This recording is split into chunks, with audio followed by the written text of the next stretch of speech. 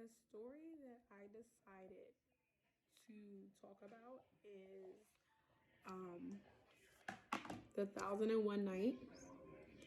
That story left the biggest impact on me out of all the stories. I found it the most interesting. To do a brief summary on the story, The Thousand and One Night is actually how they came up with the story of Aladdin, which I did not know until studying this. And King Shahryar, in the beginning of the story, finds his wife has cheated on him. And because she cheated on him, he decides that women are untrustworthy, that they're infidels, basically. They're untrustworthy, they have worth. So he tells his men to kill her. He sends her to her death. And she dies by cutting her head off.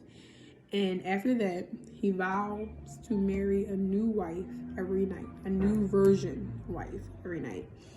And once he marries the virgin wife, he then kills her the next day. Then she dies. She's put to death the very next day, and horrifically. And this is probably the worst broken heart I've ever seen in my life. So they get put to death the next day, and after that goes on for 3 years. 3 years of virgin women in his village being murdered after 24 hours of marrying him. The town has now been basically depleted of women, and now there's more men than women. They can't marry, they can't bear children, but he is the king, and so people listen to him. So then a woman, Shahrazad, she is intelligent and witty and has so much knowledge of literature and philosophy and medicine, and she already knows that this is going to happen, and she voluntarily marries him. This man who murders the women, this king,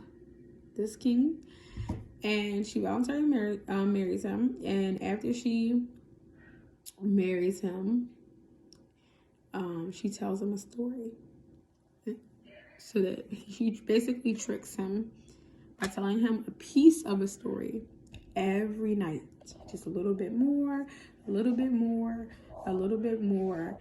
And each of these stories have life lessons, heartache, pain, morals, about trust, about love, and so forth. And every night, he doesn't kill her.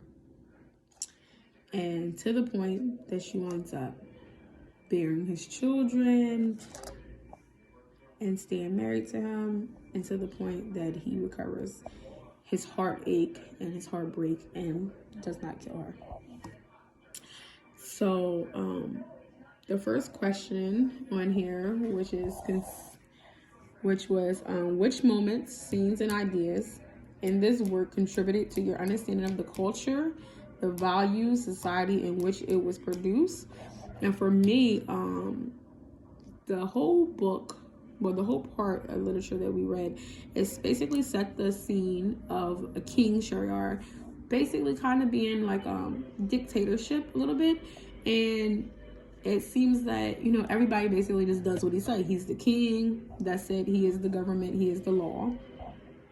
And because of that, it shows me that the culture really respects him, that people value what he says and they don't want to go against him. So maybe he's not the worst king in the world. Maybe at some point he did have some certain decencies. It doesn't seem like his town is actually poor. It seems as though they are hurting and being punished for his own heartbreak more than anything. And I think that he values marriage. That's why he was so hurt by his wife being unfaithful. Also, it seems that the culture have a high esteem not only for kings but so more for men, and that they don't have a lot of value for women. which is not uncommon in these centuries in books. They don't have a lot of value for women, and they're more of a possession and to be given away. A lot of these virgin women were daughters of men who allowed them to be married and said, go ahead, the king wants to marry you, go ahead, even though eventually the rumor got passed around that he is going to kill them. They still sent them off to get married to the king. So that showed me their values. Which moments and scenes and ideas in the work contribute to your understanding of your own culture and values of your society? In what ways? Scenes that really showed me the value of society in which I grew up in.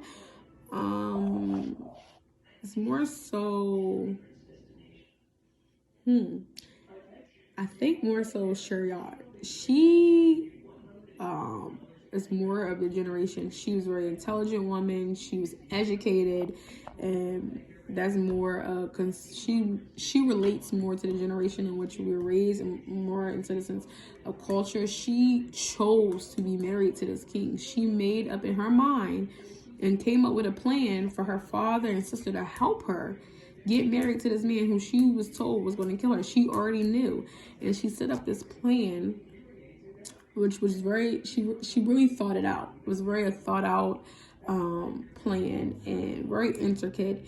And she really reminded me that, what I was raised with, that women can do anything, and she was going to show and put an end to all the pain in her village of everybody being killed. She was going to be all the women being killed.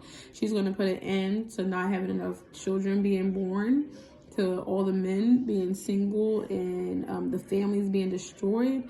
She made up in her mind to basically be a hero and to save the people in the town, and to actually save King Shahryar, to make him more human and relatable, and to heal his heart. Honestly, he needed a healed heart. He was living in such anger, and it reminded me of our own society, because it just shows you, just like Dr. Martin Luther King and Malcolm X and Rosa Parks, how one person can change history.